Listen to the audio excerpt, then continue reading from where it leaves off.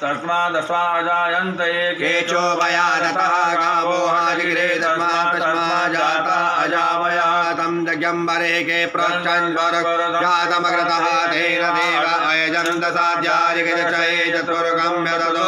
काव्यकल्पयन्नामुखं किमस्यासेत् किं बाहु किमोरुपादा उच्यते ब्राह्मणोऽशमुखमाशितबाहो राजन्यः कृतः ओरो तदथजराय च पदाङ्गं शत्र अजायत चन्द्रमा मनसो जातचक्षुः सूर्यो अजायत श्रोत्रात् वायुष प्राणस्य मुखात् नीरजायत नाभ्या आशीदन्तरिक्षकं ज्येष्ठोर्जो समवर्तता पदव्यां भौमित्रजः तादोगान् कल्पयन् जगद्पुरुषेण विगदेवा जगमदन्मदवचन्दोषासीत् लङ्के क्वैवाचरदेवी सप्ताचाशन् परिदयत्री सप्तशमिदः जगन्तन्वानाव्दन्वरकं वशुं